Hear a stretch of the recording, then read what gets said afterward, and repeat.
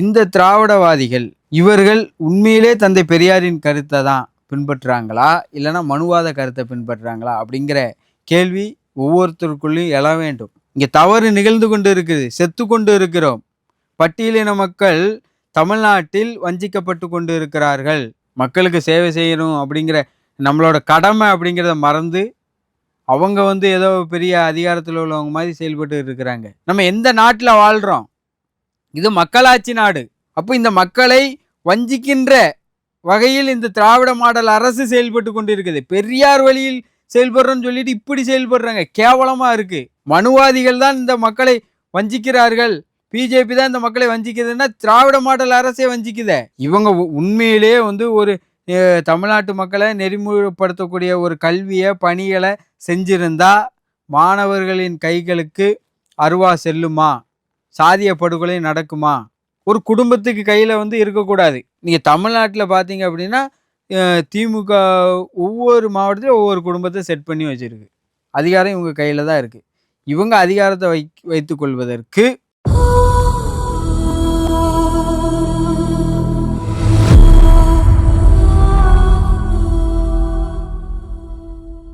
பகுஜன் திராவிட சொந்தங்கள் அனைவருக்கும் முதற்கண் வணக்கத்தை தெரிவித்துக் கொள்கின்றேன். 2026ஆம் ஆண்டில் நாம் அடியெடுத்து வைத்திருக்கின்றோம். இந்த ஆண்டை சாதியை நிராகரிக்கும் ஆண்டாக மாற்ற வேண்டும் என்று எங்களுடைய தேசிய தலைவர் சர்தார் ஜீவன் சிங் அவர்கள் புத்தாண்டு செய்தியாக இந்த நாட்டு மக்களுக்கு தந்திருக்கின்றார். நிச்சயமாக இந்த ஆண்டை சாதியை நிராகரிக்கும் ஆண்டாகவும் சமத்துவத்தை நிலைநாட்டும் ஆண்டாகவும் மாற்றுவோம். அதற்கான வாய்ப்புகளும் நமக்கு இருக்கின்றது. நாம் சரியான முறையில் செயல்பட்டு அந்த வாய்ப்பை பயன்படுத்தி இந்த ஆண்டில் சமத்துவத்தை நிலைநாட்டுவதற்கு இந்தியா முழுவதும் நாம் செயல்படுவோம்.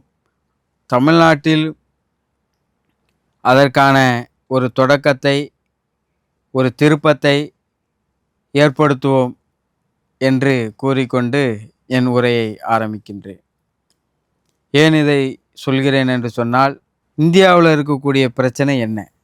இங்கே இருக்கக்கூடிய 95% மக்கள் எதனால் வஞ்சிக்கப்படுகிறார்கள்? அவர்களுக்கான நீதி ஏன் மறுக்கப்படுகிறது?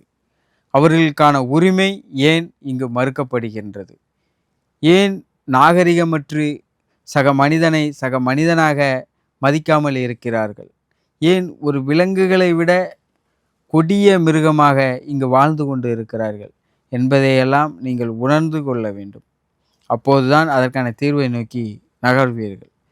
இங்கே இருக்கக்கூடிய இந்தியா முழுவதும் இருக்கக்கூடிய மக்களுக்கு ஒரே பிரச்சனை சாதி தான். சாதியை தவிர்த்து எந்த பிரச்சனையும் கிடையாது. அப்போ இந்த சாதியை பிரச்சனையை ஒழிக்க வேண்டும், இந்த சாதியை ஒழிக்க வேண்டும் அப்படின்னா நாம் அதுக்கான தீர்வை நோக்கி நாம் நகர வேண்டும். அப்போ இந்த சாதிய பிரச்சனைக்கு தீர்வு தான் என்ன? சாதி எப்படி இங்கே தக்க வைக்கப்படுகின்றது? இதையெல்லாம் நாம் அறிந்து கொள்ள வேண்டும். இங்கே சாதியை பாதுகாப்பது யார் அப்படின்னு பார்த்தீங்கன்னா மனுவாதிகள். எப்படி பாதுகாக்கிறாங்க அப்படின்னா அதிகாரத்தை அவங்க கைக்குள்ளே வச்சுக்க, அதிகாரத்தை தொடர்ந்து கைக்குள் வைத்திருக்க வேண்டும் என்பதற்காக 3 கட்சிகளை நிறுவி இங்கே தொடர்ந்து அதிகாரத்தை அவங்க தக்க வச்சுக்கிட்டு இருக்கிறாங்க.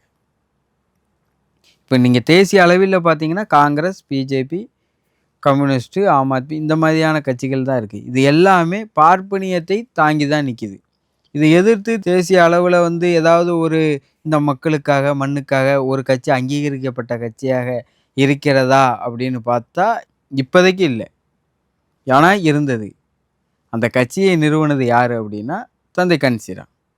தந்தை கன்சீராம் தான் முதல்ல இங்கே இருக்கக்கூடிய பெரும்பான்மை மக்கள் எல்லாத்தையும் ஒருங்கிணைச்சி அவங்க அதிகாரத்துக்கு வரணும். அவங்க அதிகாரத்துக்கு வரும்போது இங்கே சாதி எல்லாமே நீங்கிரும் அப்படிங்கிறதுக்காக ஒரு கட்சியை ஆரம்பித்து அதுக்கு தேசிய அங்கீகாரம் வாங்கி அப்படியெல்லாம் கொண்டு வந்தார்.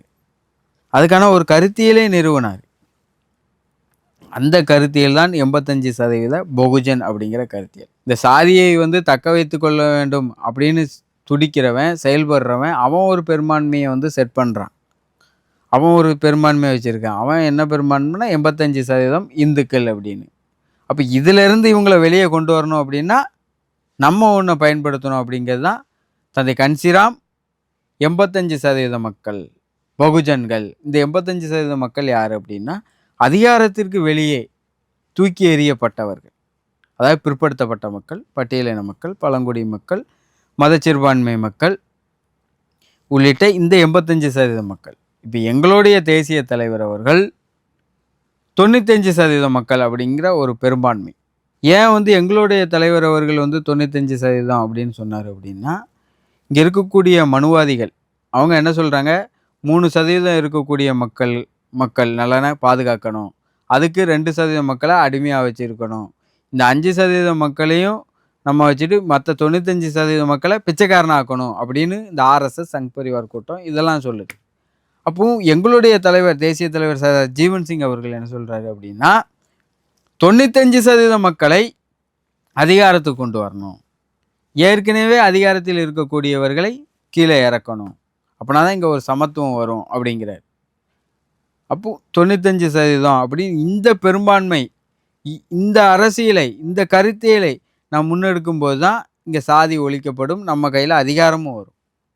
அப்போ இங்கே இந்த மக்களை சிதறி கிடக்கக்கூடிய இந்த 95% மக்களை முதல்ல ஒன்றிணைக்கணும், அதுக்கான வேலையை நாம் செஞ்சணும். அந்த வேலையை இன்னும் தீவிரமாக இந்த இந்திய அரசியல் களத்தில் நாங்கள் எடுத்துகிட்டு போகணும்.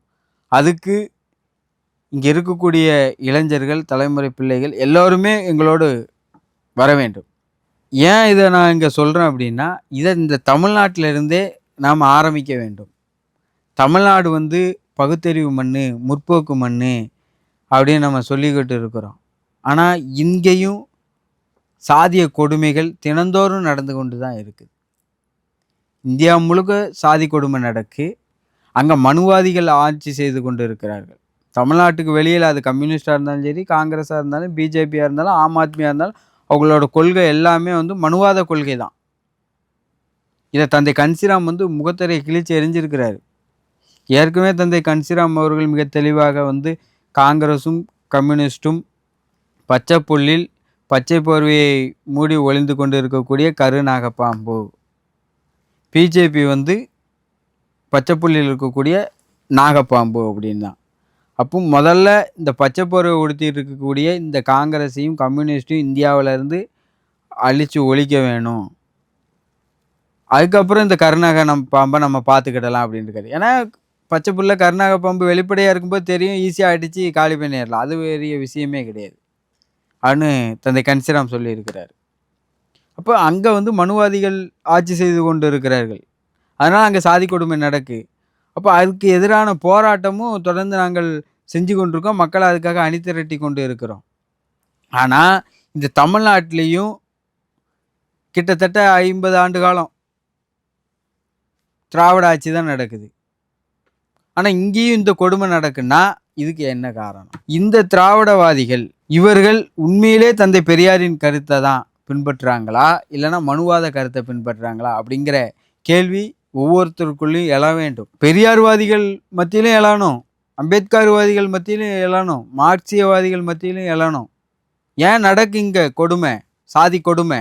அதிகாரத்தில் இருந்தால் இந்த சாதி கொடுமையை தடுத்து நிறுத்த முடியும். நாளைக்கு பகுஜன் திராவிட கட்சியின் சார்பாக ஒருத்தர் தமிழ்நாட்டின் முதல்வராக வந்தால் நிச்சயமாக இங்கு சாதிய கொடுமைகளுக்கு முற்றுப்புள்ளி வைக்கப்படும். முதல்ல சாதி கொடுமைகளுக்கு முற்றுப்புள்ளி வைங்க, அதுக்கப்புறம் வந்து சாதி வந்து தன்னால் வந்து வெளியேறிக்கிட்டே இருக்கும், மக்கள் ஒருங்கிணைப்பாங்க. ஆனால் தொடர்ந்து இங்கே சாதி ரீதியான வன்முறைகள் நடந்து கொண்டே இருக்க. அப்போ இந்த ஆட்சியாளர்கள் அதை தடுத்து நிறுத்துவதற்கான வேலையை செய்யலையே. அப்போ வேலை செய்யாத இவர்களுக்கு ஏன் இந்த முற்போக்குவாதிகள் முட்டு கொடுக்க வேணும்? அப்போ இங்கே யார் குற்றவாளி? திமுக மிகப்பெரிய துரோகத்தை தமிழ்நாட்டு மக்களுக்கு செய்து கொண்டு இருக்கின்றது. பெரியாரின் பெயரை சொல்லி நாங்கள் திராவிட கொள்கையை ஏற்றுக்கொண்டவர்கள், திராவிட கொள்கையை இந்தியா முழுவதும் எடுத்து செல்லக்கூடியவர்கள், நாங்கள் பகுஜன் திராவிட தத்துவத்தை இந்தியா முழுக்க கொண்டு செஞ்சு பணி செய்து கொண்டு இருக்கிறவர்கள். அதனால் நாங்கள் திராவிட கொள்கைக்கு எதிரானவர்கள் கிடையாது. கட்சி பேரே பகுஜன் திராவிட கட்சி தான். நாங்கள் வந்து வேற ஒரு கட்சி பேரை வச்சுட்டு திராவிட கொள்கையை பேசவே இல்லை. தந்தை பெரியார் எங்களின் அடையாளங்களில் முதன்மையானவர். முதல்ல கன்சிராம், அடுத்து பெரியார். அதனால் வந்து எங்களுக்கு வந்து இந்த சங்கி பட்டம் குத்துறதை வந்து நிறுத்திக்கிடணும். இங்கே தவறு நிகழ்ந்து கொண்டு இருக்குது, செத்து கொண்டு இருக்கிறோம். பட்டியலின மக்கள் தமிழ்நாட்டில் வஞ்சிக்கப்பட்டு கொண்டு இருக்கிறார்கள், தினந்தோறும் வெட்டுப்பட்டு கொண்டு இருக்கிறார்கள், கொடுமையை அனுபவித்து கொண்டு இருக்கிறார்கள். பேசிக்கிட்டு இருக்கக்கூடிய இன்னைக்கு அம்பாசமுத்திரத்தில் ஒரு படுகொலை, அந்த ஊரில் ஒரு படுகொலை, சாதி படுகொலை நடந்து அந்த உடலை வாங்க மாட்டேன்னு போராட்டம் நடத்தி கொண்டு இருக்கிறாங்க. அப்போ அந்த மக்களிடமிருந்து தான் நாங்கள் வந்து இருக்கோம். நாங்கள் ஒன்றும் வானத்திலேருந்து வரல.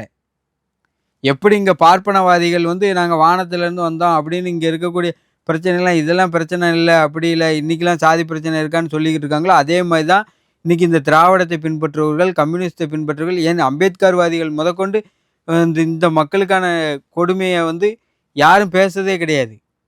இங்கே பறையர்களும் பல்லர்களும் அருந்ததியர்களும் புதிரை பாதிக்கப்பட்டுக்கிட்டு இருக்கிறாங்க. அதை எவனும் பேசுறதே கிடையாது. இதுக்கு காரணம் யாருன்னா உடனே வந்து இந்த சாதி தான், இந்த சாதியவாதிகள்லாம், இந்த சாதி வரிகள்லாம் சும்மா வந்து தப்பிக்கிறதுக்கான வேலையை வந்து இந்த முற்போக்குவாதிகள்லாம் செய்வாங்க. உண்மையான குற்றவாளி ஏன் சாதிய படுகொலை நடக்கு அப்படின்னா, சாதிய வன்கொடுமை ஏன் நடக்கு அப்படின்னா, இந்த தமிழ்நாட்டு முதல்வர் இந்த படுகொலைகளும் வன்முறைகளும் நிகழ்வதை விரும்புகிறார். அதனால் இங்கே நடக்கு. இவங்க இப்படி வந்து சாதி ரீதியாக அடிபட்டுக்கிட்டு இருந்தால் தான் நம்ம குடும்பம் எல்லாம் வந்து அதிகாரத்தில் அப்படியே இருக்க முடியும். ஐயா நீதி கொடுங்க அப்படின்னு சொல்லி ஒருத்தன் வருவான். அவங்களுக்கு நீதி கொடுத்தா நாங்கள் உனக்கு ஓட்டு போட மாட்டோன்னு ஒருத்தன் வருவான். இந்த 2 வார்த்தையும் நம்ம வந்து அடிமையாக வச்சுக்கிடலாம். தமிழ்நாட்டில் ஒரு 10 குடும்பம் வாழ்வதற்கு இங்கே பெரும்பான்மையான மக்கள் வஞ்சிக்கப்பட்டு கொண்டு இருக்கிறார்கள் சாதி ரீதியாக. இந்த சாதி ரீதியான பிளவுகளை பாதுகாத்து கொண்டு இருக்கிறார் தமிழ்நாடு முதலமைச்சர் ஸ்டாலின் அவர்கள், திமுக. மிகப்பெரிய கருத்தியல் படுகொலை, அதிகார பகிர்வு என்பது கிடையாது. உண்மையிலேயே இங்கே 20% பட்டியலின மக்கள். இந்த பட்டியலின மக்களுக்கான பிரதிநிதித்துவம் திமுகவில் இருக்கான்னா கிடையவே கிடையாது. உண்மையான பிரதிநிதித்துவம் என்ன? உண்மையான ஜனநாயகம் என்ன? தலைவர், செயலாளர், பொருளாளர். 1 பிற்படுத்தப்பட்ட சாதிக்கு ஓகே, 2வது ஒரு பட்டியலின மக்களுக்கு கொடுக்கணும்ல, ஆக மத சிறுபான்மை மக்கள் கொடுத்துருக்கணும்ல. அப்போ இவர்களுக்கான பிரதிநிதித்துவம் அங்கே மறுக்கப்படுகிறது. அமைச்சர்கள், பொதுப்பணித்துறை அமைச்சரை எந்த ஒரு பட்டியலின மக்களுக்காவது கொடுப்பாங்களா? கொடுக்க மாட்டாங்க. துணை முதல்வர் பதவியை பட்டியலின மக்களுக்கு கொடுத்துருக்கலாமே. அப்பமாவது அவன் படுகொலை செய்யப்படும் போது அவன் பேசியிருப்பானே. இது வந்து உரிமை. அப்போ எதையுமே கொடுக்காம வெறுமனே ஒரு வாக்கு வங்கியாக வச்சுக்கிட்டு இந்த மக்களை படுகொலை செய்து கொண்டு இருக்கிறது இந்த திராவிட முன்னேற்ற கழகம். ஒரு குறிப்பிட்ட சாதிகளை படுகொலை செய்வதற்காக அவர்கள் வளர்த்தெடுக்கப்படுகிறார்கள், வார்த்தெடுக்கப்படுகிறார்கள். இந்த அரசாங்கம் பாதுகாத்துட்டு இருக்கு. அதனால தான் அவன் அருவா தூக்குவதற்கு பயப்படுவதே இல்லை. மிக எளிதாக வந்து கோழியை வெட்டின மாதிரி, ஆட்டை வெட்டின மாதிரி பட்டியலின மக்களை வெட்டிட்டு போய்கிட்டே இருக்கிறாங்க. ஏன்னா இங்கே பட்டியலின மக்கள்லாம் உட்காந்து அதிகாரத்தை பேசிகிட்டு இருக்கோம்ல, இவன் அமைதியாக இருந்துட்டானா சிந்திச்சிருவான், சிந்திச்சானா ஒன்றுபட்டுருவான், ஒன்றுபட்டானா அதிகாரத்துக்கு வந்துடுவான். அப்போ நம்ம குடும்ப ஆட்சியை இங்கே நடத்த முடியாது. அப்படிங்கிறதுக்காக இங்கே திட்டமிட்டு பட்டியலின மக்கள் மீது வன்முறையை திராவிட முன்னேற்ற கழகம் நிகழ்த்தி கொண்டு இருக்கிறது. அது சாதாரண மனுஷங்கள்ல இருந்து பெரிய அரசியல் தலைவர்கள் வர. பட்டியலின மக்களா நீ எவனா வேறாரு, நீ பட்டியலினமா வெட்டி சாகி நம்ம பார்த்துக்கிடலாம் அப்படிங்கிற தெனாவட்டில் திராவிட முன்னேற்ற கழகம் வந்து இருந்து கொண்டு இருக்கின்றது. இல்லை ஒரு படுகொலை 2 படுகொலை நடக்கு சாதி வரியில், சரி ஏற்றுக்கிடலாம். அந்த படுகொலை நடக்கும்போது அது சரியான முறையில் வழக்கு பதிவு செஞ்சு அவங்கள நீதிமன்றம் முன் நிறுத்தி தண்டனை வாங்கி கொடுத்துருந்தா அந்த படுகொலை நடந்திருக்குமா? இல்லை அருவா தூக்குவதற்கு அவர்களுக்கு தைரியம் வந்திருக்குமா? அப்போ அந்த வழக்குகளை கண்டுக்கிறதே கிடையாது. நீங்கள் வந்து அது அண்ணன் ஆம்ஸ்ட்ராங் படுகொலையாக இருந்தாலும் சரி தான், உடுமலைப்பேட்டை சங்கர் படுகொலையாக இருந்தாலும் சரி தான், இன்றைக்கி பல படுகொலைகள் நிகழ்ந்த அந்த சகோதரிகள் இவங்க எல்லாருக்குமே இது பொருந்தும். இந்த வழக்குகளை இந்த திராவிட முன்னேற்றங்களும் கண்டுக்கிடவே செய்யாது. அரசு சார்பில் அவங்களுக்கு பிரதிநிதியாக இருக்கக்கூடிய வழக்கறிஞர் மௌனம் தான் காப்பாங்க. ஏன்னா அவங்களுக்கு மேலே இடத்துலேருந்து வரும் உத்தரவு. அவங்க சரியான முறையில் வாதாடி நீதி நியாயங்கள் பெற்றுத்தரையே மாட்டாங்க. ஏன்னா பாதிக்கப்படுறதும் ஒன்றும் இல்லாதவன் தான். இந்த அதிகாரத்தை எடுத்து என்ன செய்ய முடியும், அவங்க என்ன சொல்கிறாங்களோ கேட்டுக்கிடும் அப்படிங்கிற மனநிலைக்கு வந்துடுவாங்க. அப்போ இங்கே மக்கள் வந்து விழிப்புணர்வற்று இருக்கிறாங்க. அதை வந்து இந்த ஆட்சியாளர்கள் வந்து சாதகமாக பயன்படுத்திக்கிட்டு இருக்காங்க. உள்ளபடியே இங்கே பார்த்து கொண்டு இருக்கக்கூடிய சமத்துவத்தை விரும்பக்கூடிய, சகோதரத்துவத்தை விரும்பக்கூடிய இளைஞர்கள் ஒரு முடிவுக்கு வரணும். இங்கே இருக்கக்கூடிய பிற்படுத்தப்பட்ட மக்கள் வெறும் 3 சாதிகள் மட்டும்தான் அதிகாரத்தில் இருக்குது. மற்ற எல்லாருமே கிட்டத்தட்ட 98% மக்கள் வந்து இந்த மண்ணில் வஞ்சிக்கப்பட்டவர்களாக தான் வைத்து கொண்டு இருக்கிறது இந்த திராவிட முன்னேற்ற கழகம். அவங்களுக்கான உரிமையை வந்து எல்லாம் கொடுக்கல. இப்போ அதிகாரமற்று இருக்கக்கூடிய மக்கள்லாம் சிந்திக்கணும். நீங்கள் காவல் நிலையம் போகிறீங்க, உங்களுக்கான நீதி கிடைக்குதா? அரசு அலுவலகத்துக்கு போகிறீங்க, அங்கே உங்களுக்கான பணிகள் செய்கிறாங்களா அந்த அரசு அலுவலர்கள்? அரசு அலுவலர்களே இன்னைக்கு ஏதோ முதலாளிகள் மாதிரி செயல்பட்டுக்கிட்டு இருக்கிறாங்க. மக்களுக்கு சேவை செய்யணும் அப்படிங்கிற நம்மளோட கடமை அப்படிங்கிறத மறந்து அவங்க வந்து ஏதோ பெரிய அதிகாரத்தில் உள்ளவங்க மாதிரி செயல்பட்டு இருக்கிறாங்க. இந்திய அரசியலமைப்பு சட்டத்தில் என்ன சொல்லியிருக்கு, மக்களுக்கு நம்ம என்ன செய்யணுங்கிறதே தெரியாதவங்க தான் இன்னைக்கு அரசு நிர்வாகத்தில் இருக்கிறாங்க. இப்படியாப்பட்டவர்களை தான் அரசு நிர்வாகத்தில் இந்த திராவிட முன்னேற்ற கழகம் வச்சுக்கிட்டு இருக்குது. முழுக்க முழுக்க சாதியவாதிகளை தான் திராவிட முன்னேற்ற கழகம் வச்சுக்கிட்டு இருக்குது. இதை நான் மட்டும் சொல்லலை. தொடர்ந்து நாங்கள் வந்து இந்த திராவிட முன்னேற்ற தீகா, அண்ணன் கொளத்தூர் மணி, அதுக்கப்புறம் இவர் கோவை ராமகிருஷ்ணன் இவரெல்லாம் என்ன செய்கிறாங்க அப்படின்னு குற்றச்சாட்டு வச்சதன் அடிப்படையில் இன்றைக்கி வந்து ஐயா கொளத்தூர் மணி அதெல்லாம் வந்து செய்தியாளர்களிடம் தெரிவிக்கிறார். நாங்கள் ஏற்கனவே சொல்லிக்கிட்டு இருக்கிறோம், இங்கே அமைச்சர்களாக சாதியவாதிகளை திமுக நியமனம் செய்கிறது. அந்த அமைச்சர்களுக்கு வேண்டப்பட்டவர்களை வந்து அதிகாரத்தில் வச்சுக்கிட்டு இங்கே பட்டியலின மக்களை படுகொலை செய்து கொண்டு இருக்கிறார்கள், வஞ்சித்து கொண்டு இருக்கிறார். பட்டியலின மக்கள் இல்லை, பாமர மக்கள் எல்லாரும் சின்ன சின்ன தேவைகளுக்காக அரசு அலுவலகத்துக்கு போய் நின்னா அவங்கள வந்து கையாளுற விதமே மிக கேவலமாக இருக்குது. நான் ஒன்றும் வானத்தில் இருந்துலாம் வரல, இந்த மக்களோட உலாவி கொண்டு இருக்கோம், தினந்தோறும் பார்க்குறோம். எல்லாம் நீங்கள் சிந்திச்சு பார்க்கணும். ஓட்டு போடும்போது இந்த 2026ஆம் தேர்தலில் நீங்கள் சிந்திச்சு பார்க்கணும். நம்ம ஒரு பிரச்சனைக்காக காவல் நிலையம் போனோமே, அங்கே நம்ம எப்படி வஞ்சிக்கப்பட்டோம், ஏன் வஞ்சிக்கப்பட்டோம்? நம்ம வந்து ஒரு தேவைக்காக மாவட்ட ஆட்சியர் அலுவலகத்துக்கு போனோமே, வட்டாட்சியர் அலுவலகத்துக்கு போனோமே, அங்கே வந்து அரசு அதிகாரிகளால் நம்ம எப்படி வந்து நடத்தப்பட்டோம், எவ்வளோ கீழ்த்தரமாக நடத்தப்பட்டோம், அப்போ இதுக்கெல்லாம் தைரியம் கொடுக்குறது யார் அப்படிங்கிறத நீங்கள் வந்து தெரிந்து கொள்ளணும். ஏன்னா அரசாங்கம் தான் இவர்களுக்கெல்லாம் உத்தரவு போடுகிறது. அரசாங்கத்தின் கட்டுப்பாடுகளில் தான் அரசு நிர்வாகத்தில் இருக்கக்கூடியவங்க இருக்கிறாங்க. அப்போ அரசு தரப்பில் அரசு அதிகாரத்தில் இருக்கிறவங்க கொடுக்கக்கூடிய தைரியத்தில் தான் இவங்க இப்படிலாம் செயல்பட்டு இருக்காங்க.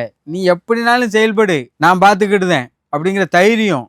நம்மளும் என்ன செய்கிறோம், ஒரு பாதிப்பு அடைஞ்சோடனே இந்த அதிகாரியை நீக்கி அந்த அதிகாரியை நீக்கி, இவர் சாதியவாதியாக இருக்கார், அவர் சாதியவாதியாக இருக்கார், இல்லை ஏதோ ஒரு கைக்கூலி சாதி தலைவர் மேலே பழிய போட்டு தான் வைக்கிறோம். இதனால் எந்த பிரயோஜனமும் கிடையாது. ஆனால் இவர்களுக்கு பின்னால் இவர்களுக்கு கட்டளையிடுவர்கள் யார் என்பதை நாம் தெரிந்து கொள்ள வேண்டும். இங்கே இருக்கக்கூடிய திமுகவின் அமைச்சர்களும் திமுக முதல்வரான ஸ்டாலினும் தான் முழுக்க முழுக்க இங்கே நடக்கக்கூடிய, தமிழ்நாட்டில் நடக்கக்கூடிய பிரச்சனைக்கு முழு காரணம் அவர் தான். இதை உணர்ந்து கொள்ள வேண்டும். அதிகார பகிர்வே இங்கே நடக்கலை. திராவிட கொள்கையே அதிகார பகிர்வு, அதுவே நடத்தலை. மிகப்பெரிய கருத்தியல் படுகொலை.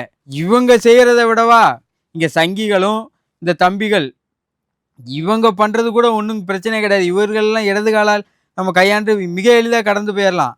ஆனால் திராவிட முன்னேற்ற கழகம் மிகப்பெரிய படுகொலையை செஞ்சுக்கிட்டு இருக்கு.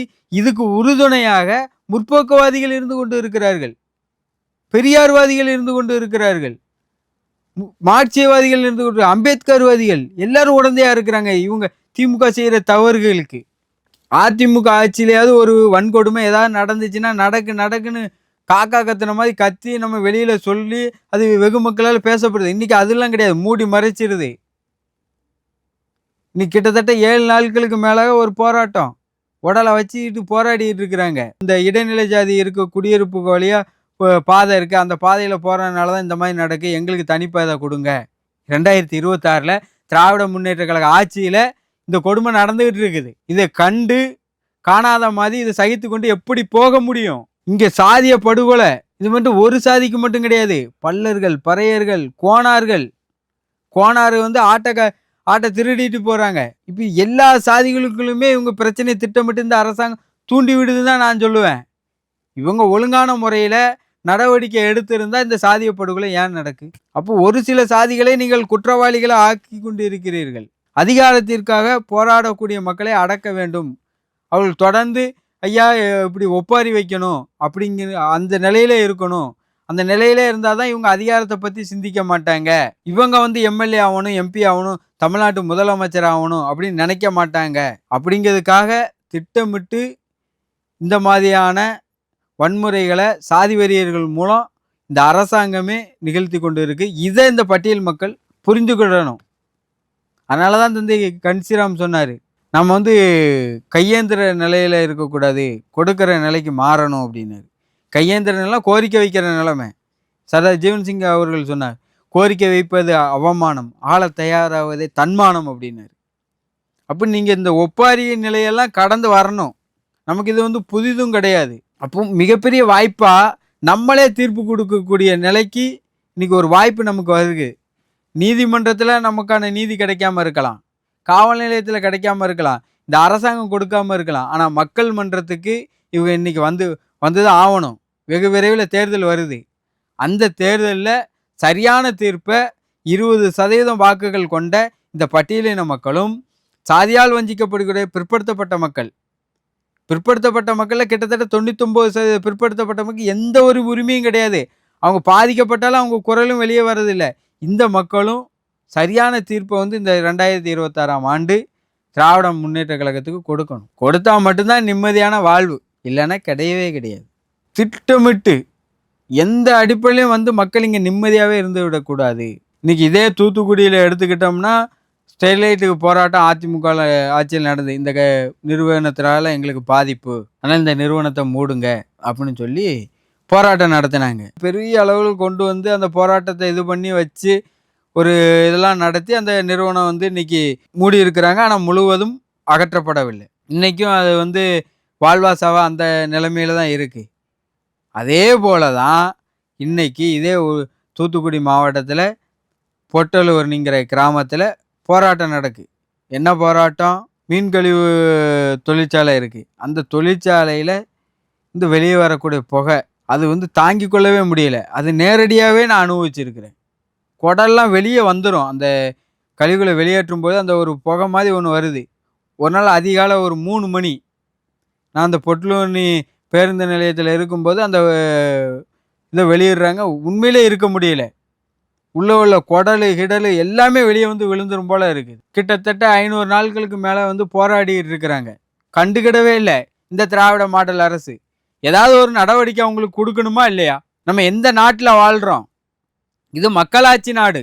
அப்போ இந்த மக்களை வஞ்சிக்கின்ற வகையில் இந்த திராவிட மாடல் அரசு செயல்பட்டு கொண்டு இருக்குது. பெரியார் வழியில் செயல்படுறோன்னு சொல்லிட்டு இப்படி செயல்படுறாங்க. கேவலமாக இருக்குது. மனுவாதிகள் தான் இந்த மக்களை வஞ்சிக்கிறார்கள், பிஜேபி தான் இந்த மக்களை வஞ்சிக்குதுன்னா திராவிட மாடல் அரசே வஞ்சிக்குதே. இவர்களுக்கு முட்டு கொடுத்துட்டு இருக்கிறாங்க. இப்பவும் இந்த 2026 தேர்தலில் திமுக வந்துடணும். திமுகவே மனுவாத கட்சியாக தான் இன்னைக்கு முழுசா மாறி நிற்குது. ஒரு குடும்பத்தின் ஆட்சியை தான் இங்கே நிறுவனம். ஒவ்வொரு மாவட்டத்திலும் ஒவ்வொரு குடும்பம், குறுநில மன்னர்கள், திராவிட குறுநில மன்னர்கள். இவங்க வந்து ஆட்சி அதிகாரத்தில் நிற்கணும். மற்ற எவனும் வந்து அதிகாரத்தை பற்றி சிந்திச்சிடவே கூடாது. பாமரன் எவனுமே. அதுக்காக சொந்த சாதிக்காரனை குற்றவாளியாக மாற்றுவாங்க. அதிகாரத்துக்காக போராடணும்னு அவனை போய் அடிக்க சொல்லுவாங்க. இதுதான் இங்கே நடந்துக்கிட்டு இருக்கு. அப்போ பாதிக்கப்படுகிற இந்த பாமர மக்கள் எல்லோரும் புரிஞ்சுக்கிடணும். புரிஞ்சுக்கிட்டு நீங்கள் வந்து சாதியை பற்றி சாதிய உணர்வெல்லாம் தூக்கி குப்பையில் போட்டுட்டு உங்களுக்கான அதிகாரத்துக்காக நீங்கள் வரணும். நீங்களும் எம்எல்ஏ ஆகணும், எம்பி ஆகணும், நீங்களும் இந்த தமிழ்நாட்டை ஆளணும், தமிழ்நாட்டு முதல்வர் ஆகணும்னு வாங்க. வஞ்சிக்கப்படுகிற நாமெல்லாம் ஒன்று சேர்வோம். நாம் இந்த நாட்டை ஆளுவோம், தமிழ்நாட்டு முதல்வராக வருவோம், இந்தியாவை ஆள்வோம். அதுக்கான கட்சிகள் இன்றைக்கு இருக்குது நம்மக்கிட்ட. திராவிட முன்னேற்ற கழகம் மிகப்பெரிய படுகொலையை இந்த தமிழ்நாட்டு மக்களுக்கு செஞ்சுக்கிட்டு இருக்குது. கருத்தியல் படுகொலை. இங்கே அதிகார பகிர்வு இல்லை. அப்போ அதிகார பகிர்வை ஒரு 10 குடும்பத்துக்கான அதிகாரமாக மாற்றி வச்சிருக்கு. இதுவே மிகப்பெரிய படுகொலை தான், கருத்தியல் படுகொலை. பெரியாரியத்தை படுகொலை செய்கிறது யாருன்னா திமுக தான். அப்போ இவர்கள் அதிக இந்த படுகொலையும் செய்கிறாங்க. இன்னொரு பக்கம் என்ன பண்ணுறாங்க? இந்துக்கள்னு பார்ப்பனியத்தை திணிக்கிறாங்க இந்த மண்ணின் மக்கள்வே. நாமளும் இத்தனை ஆண்டு காலம் இந்த தமிழ்நாட்டில் இருக்கிறோம். முருகனுக்கு மாநாடு அரசாங்கம் நடத்தி நாம் பார்த்ததில்லை. கும்பாபிஷேகம் அது இதுன்னு வந்து வெளிச்சம் போட்டு அதை பெரிய நியூஸ் ஆக்கி அதெல்லாம் வந்து பார்த்ததும் கிடையாது. இந்த மாதிரியான தீப பிரச்சனை இதையும் பார்த்தது கிடையாது. இன்றைக்கி சங்கிகள் வந்து என்னென்ன அரசியலெல்லாம் பண்ண நினைக்கிறாங்களோ அதுக்கான களத்தை இந்த திராவிட முன்னேற்ற கழகம் ஏற்படுத்தி கொடுக்கு. பண்பாட்டு தளத்தில் மிகப்பெரிய படுகொலையை திராவிட முன்னேற்ற கழகம் செய்து கொண்டு இருக்கின்றது. திமுக இந்துக்களுக்கு எதிரான கட்சி அல்ல, பாதுகாப்பான கட்சி. எப்படிடா நீங்கள் பாதுகாப்பான கட்சி? நாங்கள் மாநாடு நடத்துகிறோம், நாங்கள் கும்பாபிஷேகம் நடத்துகிறோம், குடமுழக்கு நடத்துகிறோம், கோயில் கட்டுறோம். இது தேவையா? நீங்கள் ஏன் இந்துக்கள் முத்திரையை இந்த கருத்தியலை அவங்களுக்கு திணிக்கிறீங்க? இத்தனை ஆண்டு காலம் இப்படி தான் இருந்ததா? இவர்கள் மனுவாதத்தை கட்டமைக்க முயற்சி செய்து கொண்டு இருக்கிறார்கள்.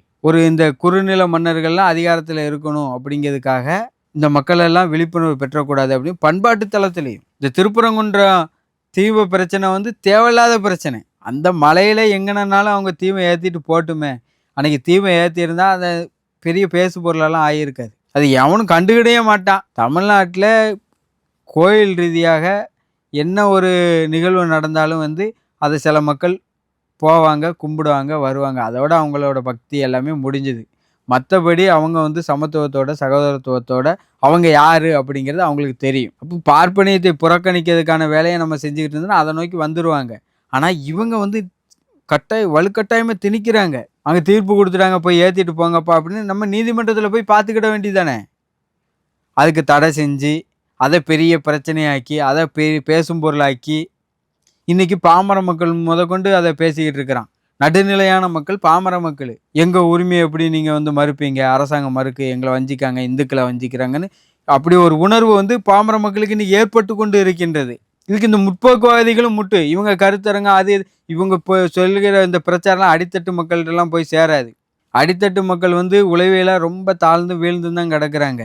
அப்போ அடித்தட்டு மக்கள்கிட்ட இந்த கோயில் குளம் இப்படியெல்லாம் சொல்லி எளிதாக இந்த சங்கிகள் ஊடுருவதற்கான வழியை இந்த திராவிட முன்னேற்ற கழகம் இன்னைக்கு அமைச்சு கொடுத்துட்டு இங்கே தீபத்தை கொண்டு பெரிய பிரச்சனையாக இன்னும் பேசிகிட்டு இருக்கிறாங்க. அங்கே தூய்மை பணியாளர்கள் சென்னையில் போராடிக்கிட்டு இருக்கிறான்.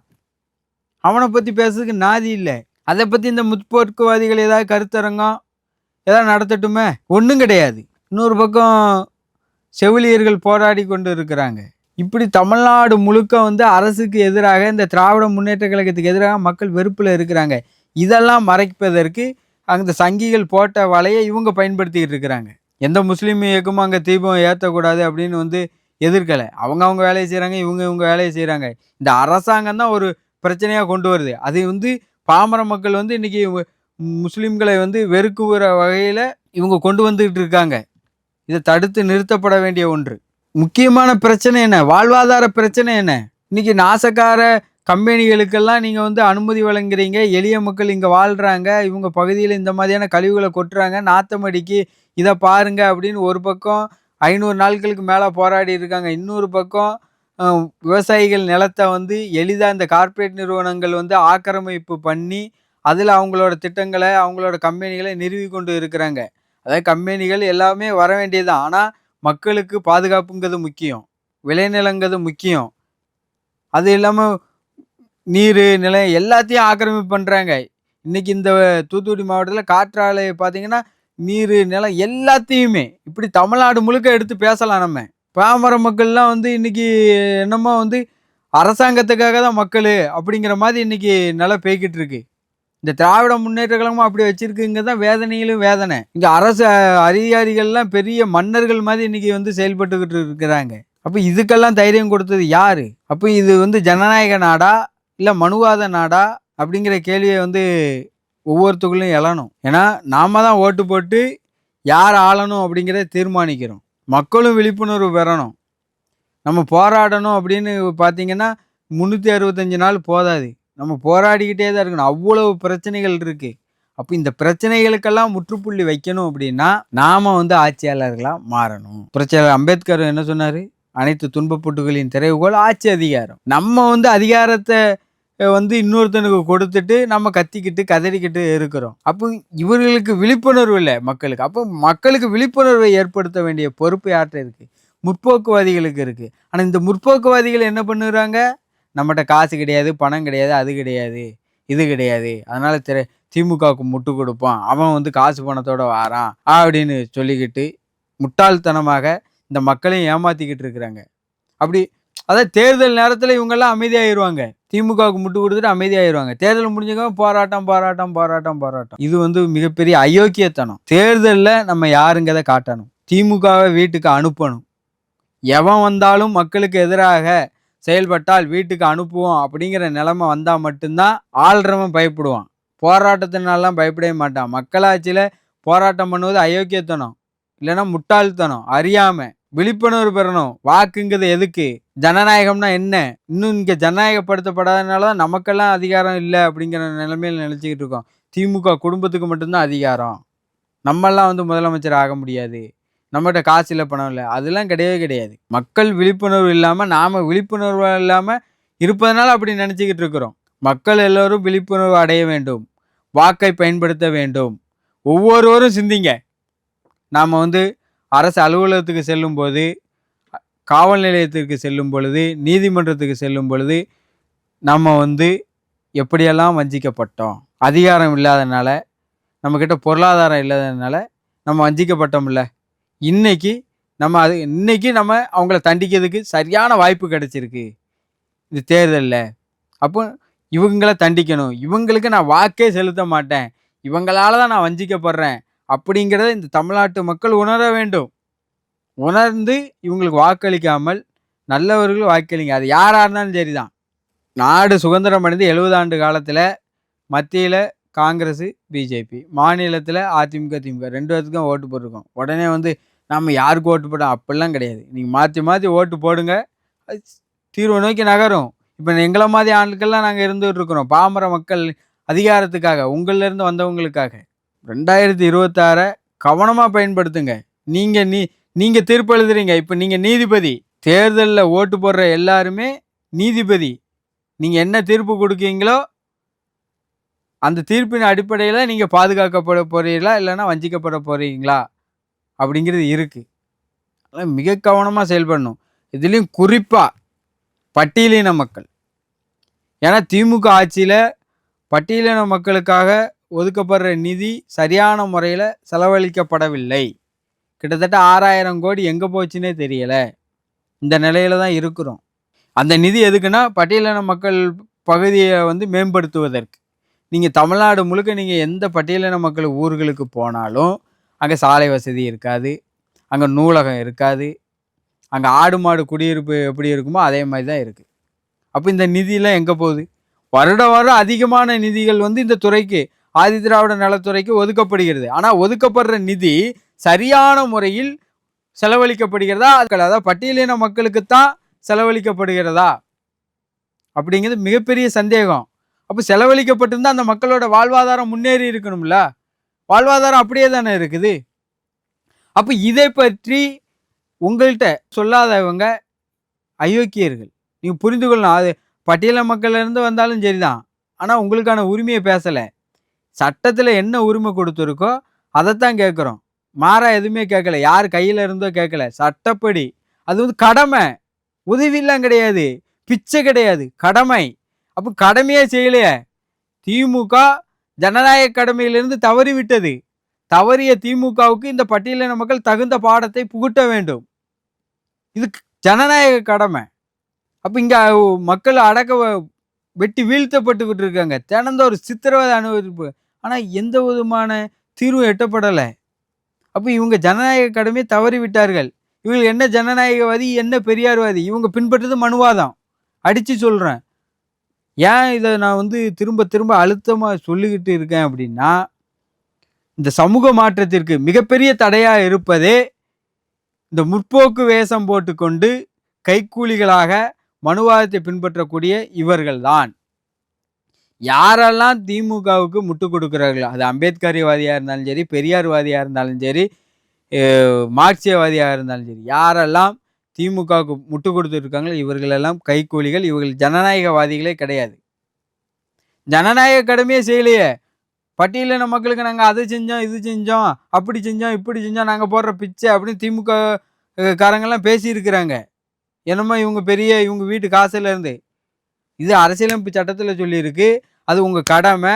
ஆனால் அந்த கடமையை நீங்கள் முழுசாக செய்யலை. முழுசாக செய்யாமலே 1, 2 செஞ்சுட்டு நாங்கள் செஞ்சேன்னு குத்தி காட்டுறாங்க. இது எவ்வளோ பெரிய அயோக்கியத்தனம். அப்போ இந்த அயோக்கியத்தனத்துக்கெல்லாம் முடிவு கட்டணும். தமிழ்நாட்டு மக்கள் ஒவ்வொருத்தரும் இப்போ எங்கள மாதிரியான ஆட்கள்லாம் இந்த களத்துல நின்னுகிட்டு இருக்கிறோம். தேர்தல் களத்துல. ஏன்னா, நாங்க வந்து போராட்டத்துக்குலாம் மக்கள கூப்பிடுற ஆட்களே கிடையாது. நாங்க வந்து அதிகாரத்துக்காக கூப்பிடுற ஆட்கள். ஏன்னா, அதிகாரம் தான் நமக்கு தீர்வ பெற்று தரும். போராட்டம் எந்த விதத்திலயும் நமக்கான தீர்வ தரவே தராது. போராட்டம் பண்ணி வீண். அதுவும் சொல்றேன் மாநில அதிகாரம் இல்ல. தேசிய அளவுல நம்ம வந்து அதிகாரத்துக்காக அணி திரளணும். திரண்டால் மட்டும் தான் நமக்கான தீர்வு. இங்க வந்து இந்த மாநிலத்துக்குள்ள நம்ம அதிகாரத்த வச்சுட்டுனா, அத ஒழிப்போம், இத ஒழிப்போம், அப்படி செய்வோம், இப்படி செய்வோம்னு ஆனா சும்மா உங்கள ஏமாத்தலாம், பம்மாத்து பண்ணலாம். மிகப்பெரிய உதாரணம் நம்ம கண்ணு முன்னாடியே இருக்கு. இந்த மாநில அதிகாரத்த வச்சு எதுவுமே செய்ய முடியாது. வேணா எளிய மக்கள ஏமாத்தலாம். அப்படிங்கிறது மிகப்பெரிய உதாரணமே நமக்கு இருக்கு. திமுக என்ன சொன்னுச்சு? நீட் தேர்வ ரத்து செய்வோம்னு சொன்னுச்சு. இன்னை வரைக்கும் ரத்து செய்ய முடிஞ்சதா? அப்ப இதுல ஏமாந்தது யாரு? இவர்கள் சொந்த மக்களை ஏமாற்றி விட்டார்கள். இந்த திராவிட முன்னேற்ற கழகம். மனுவாதிக்கு ஆதரவா இருக்கிறாங்க. மனுவாதிகளே எதுக்கல. அப்ப அதிகாரத்துக்காக இந்த மாதிரியான பொய்யான வாக்குறுதிய இவங்க குடுத்துருக்காங்க. அப்ப இது உதாரணம். இந்த மாநில அரசாங்கத்த அதிகாரத்த வச்சு ஒண்ணுமே அப்ப நம்ம தேசிய அளவுல அப்போ ஒரு தேசிய இயக்கம் நமக்கான நம்மளுடைய கருத்தியலை உள்வாங்கிய நமக்கான இந்த பெரியாரிய கருத்தியல்ல, கன்சிராம் கருத்தியலை உள்வாங்கிய ஒரு இயக்கம் இந்த தமிழ்நாட்ட ஆட்சி செய்தால் நிச்சயம் நீட் தேர்வு அழித்தொழிக்கப்படும். ஏன்னா தேசிய அளவுல நமக்கு அதிகாரம் இருக்கு. தந்தை கன்சிராம் சொன்னாரு. மண்டல் கமிஷன் வருவதற்கு, மண்டல் கமிஷன் அமுல்படுத்துவதற்கு மிக முக்கிய காரணம் கன்சிராம் தான். கன்சிராம் வந்து பாராளுமன்றத்திலே சொன்னாரு. இந்த பாராளுமன்றம் உள்ள வேணா உன் கண்ட்ரோல்ல இருக்கலாம். ஆனா பாராளுமன்றத்துக்கு வெளியே என் கண்ட்ரோலு. நான் வச்சதுதான் சட்டம். என்ன மீறி நீ என்ன செஞ்சுருவேன்னு அன்னைக்கு பிஜேபியும் காங்கிரஸையும் எதிர்த்து சவால் விட்டாரு. காரணம் என்ன? தேசிய லெவல்ல வந்து ஒரு இயக்கத்த கட்டமைச்சாரு. வலுவான இயக்கத்த. அதிகாரத்துக்கான இயக்கத்த. போராட்டத்துக்காக இல்ல, அதிகாரத்துக்காக. ஆட்சியாளர்கள்லாம் பயந்தாங்க. அப்படிப்பட்ட இயக்கத்த இன்னைக்கு நம்ம கட்டமைக்கணும். அதுக்கான பணிய நாங்க செஞ்சுகிட்டு இருக்கிறோம். அப்போ எங்களோடு நீங்கள் கைகோர்த்து நிக்கணும். இந்த தமிழ்நாட்டு மக்கள், இளைஞர்கள். இவங்க எங்க நீட் தேர்வு வச்சுங்க? புதிய கல்விக் கொள்கை. கடுமையா எதிர்த்தாங்க. இந்த புதிய கல்விக் கொள்கை, நீட் தேர்வு இப்படியான சட்டங்கள் வந்து மத்திய அரசாங்கம் கொண்டு வரும் பொழுது திமுக கடுமையான எதிர்ப்பை எதிர்க்கட்சியா இருந்தபோது தெரிவிச்சது. அப்போ இந்த திமுக விட்டா நமக்கு வாய்ப்பே கிடையாதுன்னு அன்னைக்கு முற்போக்குவாதிகள் ஃபுல்லா திமுக காலடியில திமுக கிட்ட தஞ்சம் அடைஞ்சாங்க. ஆனா கடைசியில அதோட விளைவு என்ன? அவங்க முதுகுல குத்தி வெளியே அனுப்பிட்டாங்க. அதிகாரத்துக்கு வந்ததுக்கு அப்புறம். எப்படி இந்துக்கள்னு சொல்லி பிஜேபி அதிகாரத்துக்கு வந்ததுக்கு அப்புறம் என்னடா கீழ் ஜாதிக்கார பயல நீ அதிகாரத்துக்கு வரையான்னு எட்டி உதைக்கிறாங்களோ, அதே மாதிரி தான் திமுக வந்துச்சுன்னா எந்த பிரச்சனையும் தமிழ்நாட்டில் இருக்காது அப்படின்னு 2021ஆம் ஆண்டுக்கு முன்பு இந்த முற்போக்குவாதிகள், கல்வியாளர்கள் எல்லாரும் பேசினாங்க. ஆனா இவங்கள எப்படிதான் முற்போக்குவாதின்னு சொல்லக்கு தெரியல. ஒரு தொலைநோக்கு பார்வையே கிடையாது. இவன் திருட்டுக்கார பைய, இவன் அயோக்கியன், திமுகவை நம்பாதங்கன்னு நாங்க சொன்னோம். ஆனா அன்னைக்கு நாங்கள் முட்டாள்களாக தெரிஞ்சோம். ஆனா இன்னைக்கு திமுக என்ன செஞ்சது? புதிய கல்விக் கொள்கையை வந்து ஏத்துக்கிட்டு அதுக்கு இன்னொரு பேரு தேசியத்தை எடுத்துட்டு மாநிலம்னு போட்டாங்க. மற்றபடி ஒண்ணுமே செய்யல. அந்த தனித்துவமான கல்விக் கொள்கையை தூக்கி குப்பையில போட்டாங்க. இன்னைக்கு மாணவர் கையில ஃபுல்லும் பாருங்க அருவா இருக்குது. போதைப் பொருள் இருக்கு. மிக எளிதா எப்படி வந்து ஒரு 16 வயசு 15 வயசு பையன்கிட்ட போதைப் பொருள் கைக்கு போகுது? எப்படி பார்த்தாலும் அரசாங்கம் தான் குற்றவாளி. இங்க உளவுத்துறை இருக்கு, காவல்துறை இருக்கு, பல நிர்வாகங்கள் இருக்கு. இந்த நிர்வாகங்கள்லாம் மீறி மாணவர் கையில எளிதா போதைப் பொருள் போகுது. எப்படி? ஒண்ணு ஸ்டாலினுக்கு திறமை இல்ல அப்படின்னு சொல்லுங்க. நாங்க உங்க மேல குற்றச்சாட்டு வைக்கல. இல்ல இதையும் மீறிய சக்தி இருக்கு அப்படின்னு சொல்லுங்க. உங்க மேல நாங்க குற்றச்சாட்டு வைக்கல. நாங்க பலவீனமானவர்கள், எங்களால ஒண்ணும் செய்ய முடியாது. எங்களை மீறி தான் இதெல்லாம் நடக்கு அப்படின்னு வெளிப்படையா சொல்லுங்க. ஒண்ணும் பிரச்சனை கிடையாது. இன்னைக்கு குற்றங்கள் செய்து 18 வயசுக்கு கீழே உள்ளவங்க பெரும்பான்மையான குற்றங்களை நம்ம பார்க்குறோம். இங்க இந்த இந்த காணொலியை பார்க்கக்கூடிய ஒவ்வொரு இளைஞர்களும் சுய பரிசோதனை நீங்களே செஞ்சுக்கோங்க. நம்ம எல்லாரும் என்ன வானத்திலேயா இருக்கிறோம்? இங்கே தானே சுற்றிக்கிட்டு இருக்கிறோம். இங்கே என்ன மாதிரியான கொடுமை நடக்குன்னு. அரசாங்கத்தை மீறி இவ்வளவு நிர்வாகம், இவ்வளவு இது இருக்கு. இதை மீறியும் வந்து எளிதாக வந்து ஒருத்தன் ஈஸியாக வந்து அருவாவோட சுற்றுறான், போதைப் பொருளோட சுற்றுறான் அப்படின்னா அது மிகப்பெரிய எடுத்து வீடியோவை வெளியிடுறான். அப்போ இதெல்லாம் எப்படி நடக்கு? இதெல்லாம் அரசு துணை இல்லாமல் எப்படி நடக்கும்? ஒரு 1, 2 சம்பவம் அப்படின்னா சரி ஏற்றுக்கிடலாம். அகன்னு முற்றிலுமே வந்து நடக்கக்கூடாதுன்னு நான் சொல்லல. 1, 2 சம்பவம் நடக்குன்னா சரி ஏதோ ஒரு பிழையினால நடக்கு அப்படின்னு. இங்க பெரும்பான்மையா நடந்துகிட்டு இருக்குது. இந்த வட மாநிலத்து இளைஞர்கள வந்து தாக்குனாங்க. அந்த சம்பவத்துக்கு கூட கொதித்து எழுந்தாங்க.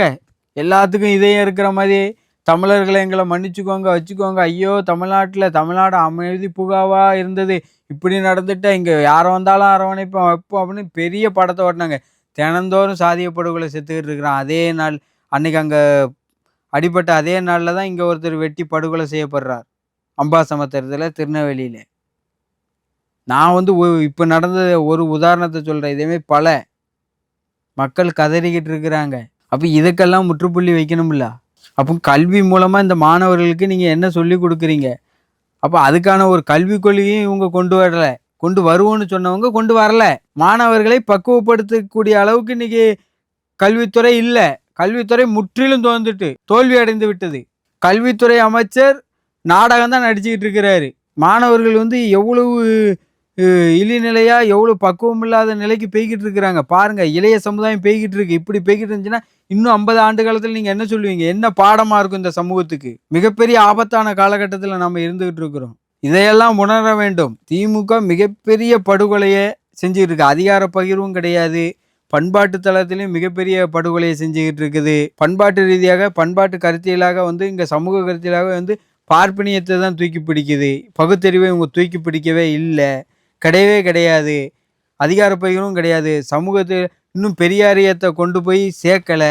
இப்படி எந்த ஒரு பணியுமே இந்த மக்கள் நல்வாழ்வுக்காக, மக்களை பக்குவப்படுத்துவதற்காக திராவிட முன்னேற்ற கழகம் எந்த பணியும் செய்யல. அதிகாரத்தை கையில வச்சுக்கிட்டு எப்படி வந்து அவங்க ஆட்டைய போட்ட சொத்தை வந்து தக்க வைத்துக் கொள்ளலாம்.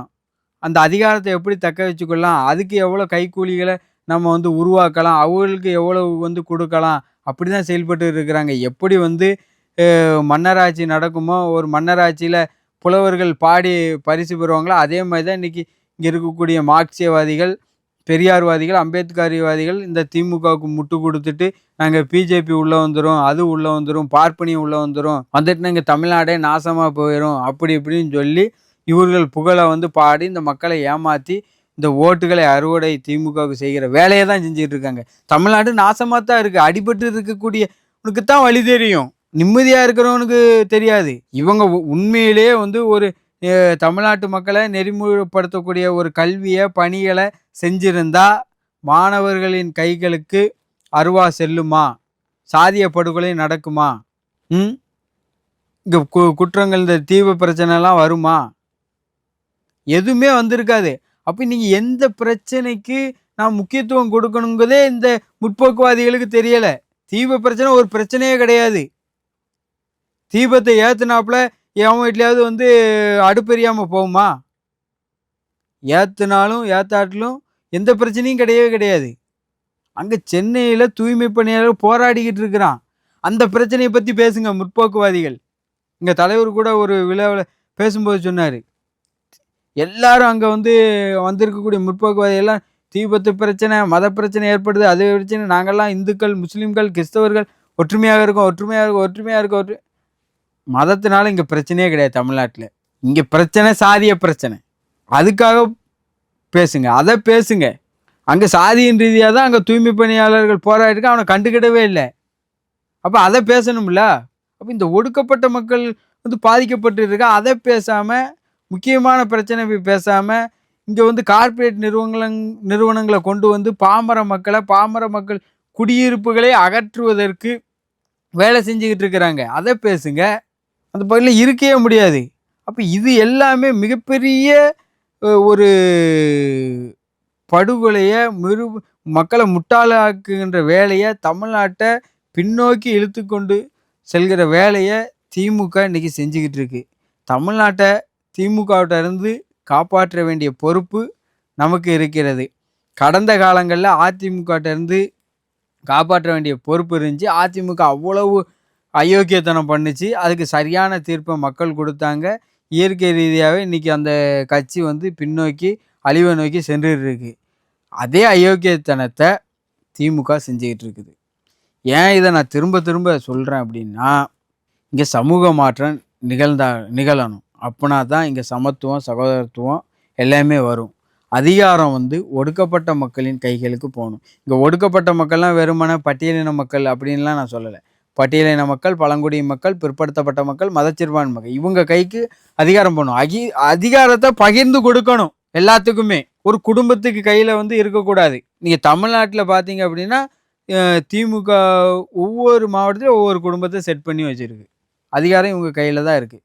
இவங்க அதிகாரத்தை வைத்துக் கொள்வதற்கு சொந்த சமூகத்தினரை குற்றவாளி ஆக்குறாங்க. சொந்த சமூகத்தில் இருக்கக்கூடியவங்களுக்கு அவ்வளவு பணத்தை கொடுத்து நீங்கள் குற்றங்கள் செய்யுங்க, இங்கே தானே வரும், எங்கள் போலீஸ் ஸ்டேஷனுக்கு தானே வரும், காவல் நிலையத்துக்கு தானே வரும், அதிகாரம் நம்ம கையில் தானே இருக்குது, பார்த்துக்கிடலாம், நீதிமன்றத்துக்கு வரும் பார்த்துக்கிடலாம் அப்படின்னு ஊக்குவித்துக்கிட்டு இருக்கிறாங்க. அப்போ இதுக்கு எல்லாத்துக்கும் காரணம் இந்த வலியை, வேதனையை பாதிக்கப்படுற மக்கள் தெளிவாக புரிஞ்சுக்கிடணும். இந்த சாதி தான் எதிரி, இவன் தான் எதிரி, இந்த சாதி தலைவன் தான் எதிரி அப்படிங்கிறத விட இங்கே அதிகாரத்தில் இருப்பவர்கள் தான் எதிரி. அதிகாரம் எவன் கையில் இருக்கோ அவன் தான் வந்து மக்களை பாதுகாக்க முடியும். அப்போ அவன் வந்து அதிகாரத்தை வந்து மக்களுக்கு எதிராக பயன்படுத்த போய் தான் மக்கள் இங்கே வஞ்சிக்கப்படுறாங்க. அதை நம்ம வந்து தெளிவாக புரிஞ்சுக்கிடணும். நீங்கள் ஒரு குற்றம் செய்கிற சமூகத்தை வந்து ஒழிச்சா கூட இன்னொரு குற்றம் செய்கிற சமூகத்தை உருவாக்குவாங்க. ஒருத்தனை ஒழிச்சா இன்னொருத்தனை உருவாக்குவாங்க. உருவாக்கிக்கிட்டே தான் இருப்பாங்க. அதை ஒழிக்க முடியாது. அப்போ இவர்களை உருவாக்குபவர்களை அதிகாரத்திலிருந்து அகற்றினா மட்டும்தான் இதுக்கான தீர்வு. அப்போ போராட்டம் பண்ணுவதை விட்டுவிட்டு இந்த அதிகார மையத்தை நீக்குவதற்கான வேலையை செய்யணும். இந்த வேலையை செய்யாமல் சும்மா போராட்டத்துக்கு கூட்டுலாம் அயோக்கியர்கள். தேர்தல் களத்தை சரியாக பயன்படுத்திக்கிடணும். நம்மளோட போராட்டத்தை கேட்காம இருக்கலாம், பிரச்சனைகளை கேட்காம இருக்கலாம், என்னன்னாலும் இந்த 5 வருஷத்தில் கேட்காம இருந்திருக்கலாம். நம்ம வந்து மிக நொந்து காயம் எல்லா வழியும் நம்மக்கிட்ட இருக்குல்ல. நம்மளும் இவங்களுக்கு பதிலடி கொடுக்கணுமா இல்லையா? அந்த பதிலடியை எப்படி கொடுப்பீங்க? உங்களுக்கு ஒரு மிகப்பெரிய ஆயுதம் இருக்குது, வாக்கில் தான் கொடுக்கணும். ஏன்டா இந்த அதிகாரத்தை வச்சு தானே நீ வந்து இந்த ஆட்டம் போட்ட, இப்போ இந்த அதிகாரத்தை விட்டு உன்னை நீக்கிறேன் பாரு அப்படிங்கிறத அவங்களுக்கு உணர்த்தணும். ஓட்டு போடும்போது எல்லாரும் இதை ஞாபகப்படுத்தணும். நீ அவன் கொடுக்குற காசு பணத்தை விட நம்ம வாக்கு தான் பெருசு, நம்ம வாழ்வு தான் பெருசு, நம்ம மானம் தான் பெருசு, நம்ம இவ்வளோ வலியை அனுபவிச்சுட்டு இருக்கோமே, அதுக்கு தீர்ப்பு எழுதணும். யாராவது உங்களை அடித்தா உங்கள் பக்கத்து வீட்டுக்காரங்கிட்ட நீங்கள் சண்டை போடுறீங்க, அவன் உங்களை அடிச்சிட்டான், அவனை திருப்பி அடிக்கணும்னு சந்தர்ப்பம் பார்த்து அவனை திருப்பி அடிக்கிறீங்க, பழி வாங்குறீங்க. பக்கத்து வீட்டுக்காரன் அவனை மன்னித்து அவனை அரவணைச்சு போகக்கூடிய மனப்பக்குவம் நம்மக்கிட்ட கிடையாது. ஆனால் காலங்காலமாக தொடர்ந்து அதிகாரத்தை வச்சு இவன் நம்மளை அடிச்சுக்கிட்டும் தொடர்ந்து நிகழ்த்திக்கிட்டு இருக்கிறான். நம்மளை வந்து இங்கே வாழ வழி இல்லாமல் ஆக்குறாங்க. அதாவது தினந்தோறும் உயிரோட செத்துக்கிட்டு இருக்கிறோம். அப்போ இப்படி இந்த சூழ்நிலையை உருவாக்குனா இவனை வாக்கின் மூலம் பழி வாங்கணும் அப்படிங்கிற எண்ணம் ஏன் உங்களுக்கு வர மாட்டேக்கு? வாக்கின் மூலம் நான் ஜனநாயகத்தை தான் பேசுகிறேன், ஜனநாயகத்தை மீறி எதையுமே பேசலை. இப்போ நீங்கள் ஜனநாயகத்தை உணர வேண்டும். ஜனநாயகத்தை யார் வேண்டுமானாலும் ஆளலாம், ஆட்சியாளர்களாக மாறலாம். அதுதான் ஜனநாயகம். நாமளும் ஆட்சியாளர்களாக மாறலாம், நாமளும் கட்சி ஆரம்பிக்கலாம், தேர்தலில் நிற்கலாம், அதிகாரத்தை பெறலாம். இதுக்கு பணம் வேணும், காசு வேணும், இதெல்லாம் கிடையவே கிடையாது. நீங்கள் கன்சிராம் தான் அதுக்கு மிகப்பெரிய உதாரணம். கன்சிராம் வந்து பெரிய பணத்தை கொண்டுட்டுலாம் அரசியலுக்கு வரல, சாதாரணம் வந்தார், வெற்றி பெற்றார். அப்போ நீங்கள் வந்து இதெல்லாம் சிந்திக்கணும். அதாவது சமூக மாற்றத்திற்கு பெரும் தடையாக இருப்பது இந்த கைக்கூலிகளாக. இந்த கைக்கூலிகளை மக்கள் மன்றத்தில் அம்பலப்படுத்தி தோற்கடிச்சிட்டோம்னா நம்ம வந்து அதிகாரத்தை நோக்கி போயிடுவோம். இங்கே சமத்துவம் வந்துடும், சகோதரத்துவம் வந்துடும், சுதந்திரம், நாம் ஆட்சியாளர்களாக மாறிடுவோம். நம்ம உடனே சங்கியெல்லாம் விட மாட்டோம். நாம் ஆட்சியாளர்களாக மாறினோம்னா நமக்கான தேவைகளை பூர்த்தி செய்யலாம். உனக்கு என்ன தேவை செய்யுது வச்சுக்கோன்னு நம்ம அதிகாரத்தை பகிர்ந்து கொள்ளலாம். அப்போ அதுக்கான வேலையை நம்ம செய்யணும். அதனால் இங்கே நம்மளை ஒருங்கிணைக்கக்கூடியது என்ன கருத்தியல் அப்படிங்கிறத பார்க்கணும்.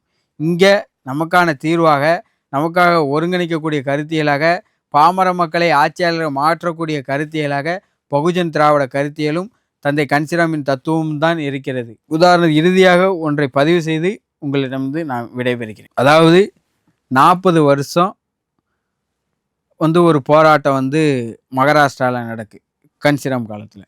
என்ன போராட்டம்னா மரத்வாடா அப்படிங்கிற ஒரு பல்கலைக்கழகம், அந்த பல்கலைக்கழகத்தின் பேரை அம்பேத்கர் பல்கலைக்கழகம் அப்படின்னு மாற்றணும் அப்படிங்கிற போராட்டம். அங்கே போராட்டம் கிட்டத்தட்ட 40 வருஷம் அந்த மக்கள் வந்து நடத்திக்கிட்டு இருக்கிறாங்க.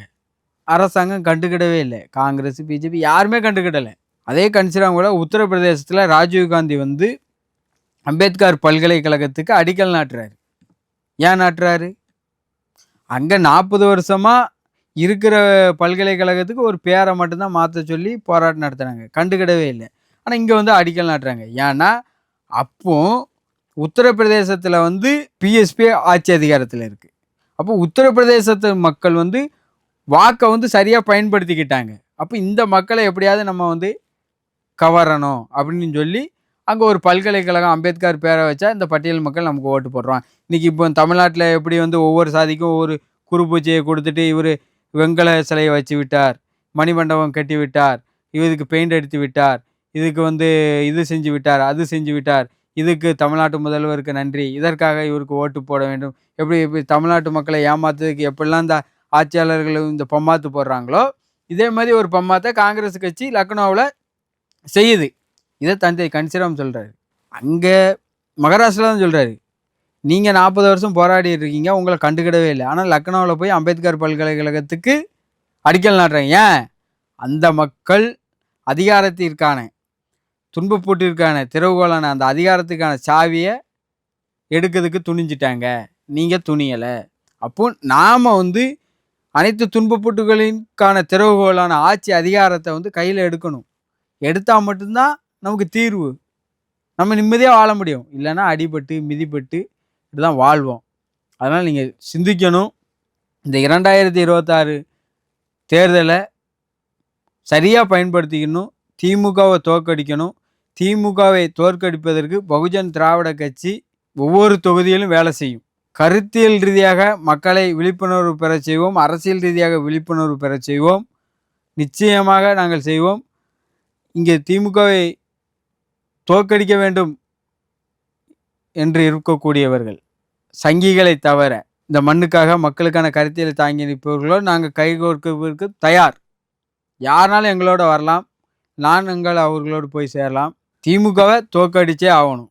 இந்த தமிழ்நாட்டு மக்களை பாதுகாக்கணும், ஆட்சி அதிகாரத்துக்கு நடக்கணும். அது மட்டும்தான். இதற்காக நாங்கள் யாரோடும் கைகோர்க்க தயாராக இருக்கின்றோம்.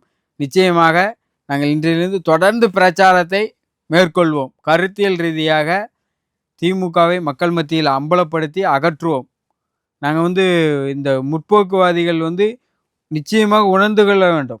எப்படியெல்லாம் நீங்கள் ஏமாற்றப்பட்டீங்க இந்த திமுகவால் அப்படிங்கிறது. எதையுமே எந்த ஒரு முற்போக்கு திட்டத்தையும் முற்போக்குக்கான வேலையும் திமுக செய்யவே இல்லை. அவ்வளவும் செஞ்சது துரோகம் துரோகம் துரோகம். அந்த துரோகத்தை அனுபவித்தவர்கள் இதை உணர்ந்து கொள்ள வேண்டும். நன்றி, வணக்கம். ஜெய் கன்சிராம், ஜெய் பெரியார்.